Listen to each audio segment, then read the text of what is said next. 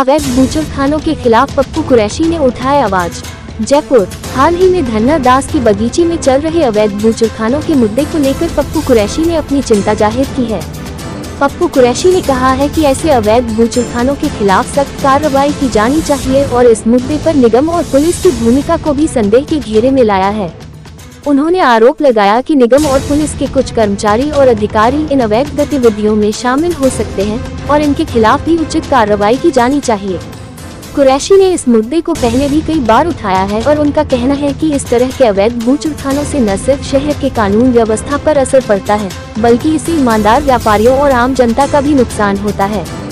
उन्होंने सरकार से अपील की है कि इस तरह की गतिविधियों पर रोक लगाने के लिए सख्त कदम उठाए जाएं, ताकि जयपुर में अवैध बूचड़खानों की समस्या को जड़ से समाप्त किया जा सके।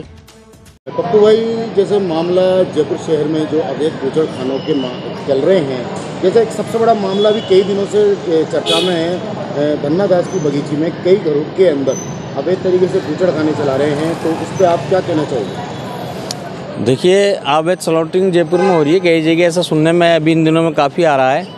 और जयपुर शहर के लिए राज्य सरकार ने जिस तरीके से स्लॉटर हाउस बना के दिया है, वो एक मिसाल पेश की थी कि जयपुर शहर में विभिन्न जगह जो अवैध स्लॉटिंग होती है वो अवैध जगह ना होकर के शहरवासियों को इससे निजात मिले, इसलिए जयपुर सिटी से बाहर चैनपुरा में स्लॉटर हाउस स्थापित किया गया। अब हालात ये हो गए कि वहाँ के जो मुकामी जो कर्मचारी और जो डॉक्टर होते हैं पशु निरीक्षण वाले, इन लोगों ने इतना अधर्म वहाँ मचा रखा है कि वहाँ लोकल जो जयपुर शहर में बेचने वाले हैं, जयपुर शहर में लोकल रहकर मीट जो बेचते हैं, उन लोगों को तो वहाँ जगह नहीं मिलती। बाहर के जानवर आते हैं, बाहर के लोग जो काम करने वाले हैं वो वहाँ काम करते हैं, उनको वो घूस की नुमा 1-2 नंबर में अपना काम करते हैं। इन लोगों को जगह नहीं मिलती और मजबूरन इन लोगों को शहर में काटना पड़ता है, जो कि गलत है, अवैध है। मेरा ऐसा मानना है इसमें जितने दोषी बूचड़खाना चलाने वाले हैं, जो बूचड़ कर रहे हैं, वो हैं उससे ज़्यादा कई दर्जे ज़्यादा दोषी नगर निगम है कि नगर निगम स्लॉटर हाउस में जानवर क्रय विक्रय होने के बाद जिंदा जानवर स्लॉटर हाउस से बाहर निकलने क्यों देता है? क्यों ना उनको वहीं रोक दिया जाए कि आप शहर में नहीं लेकर के जाओगे, यहाँ से सुबह 5 बजे 6 बजे जो आपकी टाइमिंग है उस टाइमिंग में पशुवध स्लॉटिंग करने के पश्चात अपना मीट लेकर के शहर में जाएँ, ताकि अवैध स्लॉटिंग हो ही ना। जैसे पप्पू भाई, कुछ दिन पहले कुछ पत्रकारों द्वारा एक स्टिंग ऑपरेशन चलाया गया था जिसमें अवैध बूचड़खानों को पूरा प्रसारित किया, पर उन बूचड़खाने के मालिकों के इतने हौसले बुलंद हैं कि वो धमकियां तक दे रहे हैं। और हमने निगम के कमिश्नर और निगम से भी बात करी, तो इस बारे में वो कहीं ना कहीं टालम टोल दिखे।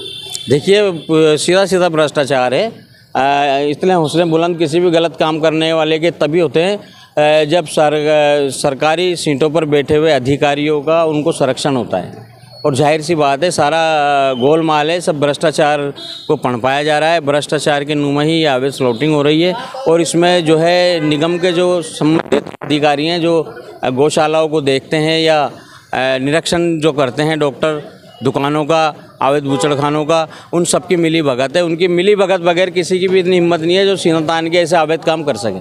पप्पू भाई, आप कुरैशी समाज के एक जिम्मेदार नागरिक हैं, राजस्थान में चर्चित चेहरा है आपका, तो ऐसे लोगों के खिलाफ आप क्या कार्रवाई करने की सोचते हैं? देखिए, मैंने क्या कहा कि मैं कहीं ना कहीं सबसे बड़ा दोष मानता हूँ नगर निगम को। जब शहर से बाहर स्लॉटर हाउस स्थापित कर दिया है तो शहर में स्लॉटिंग क्यों हो रही है, उसका रोकने का दायित्व किसका है? पहले नगर निगम का। नगर निगम पुलिस प्रोटेक्शन ले, पुलिस वहाँ जाए और गले अवैध स्लॉटिंग रोकें, और उनका संविधान भी करे कि भाई अवैध स्लॉटिंग क्यों हो रही है, क्योंकि स्लॉटर हाउस में उनको जगह नहीं मिलती है स्वास्थ्य मीट काट के लाकर बेचने के लिए। तो स्लॉटर हाउस में सबसे पहली प्राथमिकता इन लोगों को अगर दी जाती है तो शहर में अवैध स्लॉटिंग नहीं होगी। जैसे एक बहुत बड़ी प्रक्रिया होती है स्लॉटिंग हाउस चलाने की, जैसे एक मेडिकल टीम उसकी जांच करती है और पशु की, और एक रसीद भी जो सरकार की कटती है, मोहर भी लगती है। हाँ, तो एक कहीं ना कहीं ये सरकार को भी और एक जो लोकल व्यापारी हैं उनको भी कोई ये नुकसान है। देखिए, बिगर निरीक्षण अगर शहर में जानवर कटता है तो जाहिर सी बात है बीमार जानवर भी कटेगा, चाहे बकरा हो, पाड़ा हो, मुर्गा हो, कुछ भी हो, उसका निरीक्षण होना अनिवार्य है। और इसके बाकायदा प्रावधान हैं पूरे। अगर वो स्लॉटरिंग अवैध अगर हो रही है तो वो तो जानवर भी अवैध होगा, तो बीमार भी होगा, उसमें कोई बीमारी भी हो सकती है और उसको खाने वालों को भी कोई बीमारी हो सकती है, कोई बड़ी महामारी भी हो सकती है, जिससे 1-2 नहीं सैकड़ों लोगों को भी इस महामारी का शिकार होना पड़ सकता है। इसलिए स्लॉटर हाउस में स्लॉटरिंग होनी चाहिए और पशु चिकित्सक जो अधिकारी निरीक्षण करता है, निरीक्षण होने के पश्चात स्लॉटरिंग होनी चाहिए, जिससे खाने वालों का भी स्वास्थ्य बना रहे। पप्पू भाई, लास्ट सवाल है, लोगों पे क्या कार्रवाई होनी चाहिए? देखिए पशु निवारण एक्ट 1960 201 के प्रावधान लागू हैं, उनके अकॉर्डिंग थाने में भी वो एक्ट है, उनकी किताबें, नगर निगम के पास भी उनकी किताबें हैं।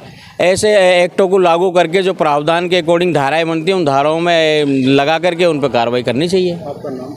पप्पू कुरैशी है और मैं पूर्व में जो है मीट मर्चेंट एसोसिएशन अध्यक्ष भी था, समाज सेवी हूँ।